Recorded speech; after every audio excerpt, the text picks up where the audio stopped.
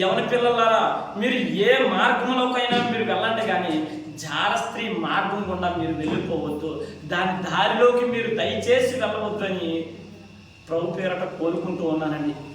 ఎందుకు అంటే బైబిల్ గ్రంథంలోని అటువంటి రీతిగా వెళ్ళిపోయిన వారు బలవంతులు, పరాక్రమవంతులు, ధనవంతులు, పేరు గావించిన వారు, గొప్ప జ్ఞానం సంపాదించిన వారు అందరూ కూడా జార స్త్రీ వలలో పడి, ఒక స్త్రీ వలలో పడి మోసపోయి జీవితాలను కోల్పోయిన వారు లేకపోలేదు. సామెతల గ్రంథము 7వ అధ్యాయము 25వ వచనములోని మాట చెప్తూ ఉన్నాడని యవ్వనస్తులకు చెబుతున్నాడు.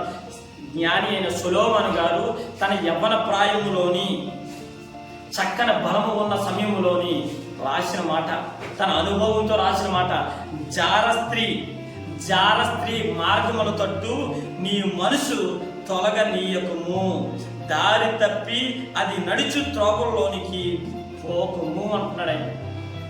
జార స్త్రీ మార్గముల తట్టు, జార స్త్రీ మార్గములు ఎలా ఉంటాయి? లాక్కునే విధంగా ఉంటాయి. ఆ జార స్త్రీ యొక్క మార్గముల తట్టు నీ మనుషుని ఏం చేసుకోకూడదు, పోనించుకోకూడదు. అక్కడికి దాని దారిలో నువ్వు ఏం చేయకూడదు, నడచడానికి ఏమాత్రం ఇష్టపడకూడదురా.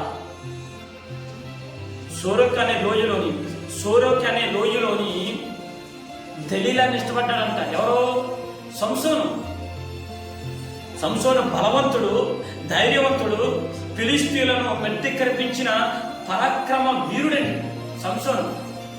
ఒక గాడిద దవడతోని 1000 మందిని చంపగలిగిన వీరుడు సంసోను.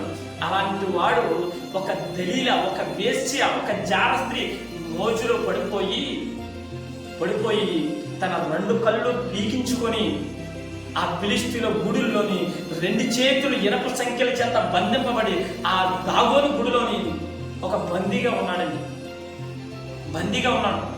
అంత బలవంతుడు, అంత ధైర్యవంతుడు, అంత వీరుడు, సూర్యుడు ఒక స్త్రీకి, ఒక జార స్త్రీకి అండి లోపడిపోయి తన 2 కళ్ళు పీకించుకొని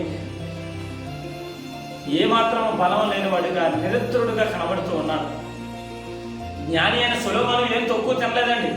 జ్ఞాని అయిన సొలొమోను కూడా తన భార్యలు, అన్య దేవతలను నమ్ముకున్న భార్యలను వివాహం చేసుకొని వారి వైపు తిరిగి వారికి బలిపీటలు కట్టించి కామతాప్తుడైపోయాడంట.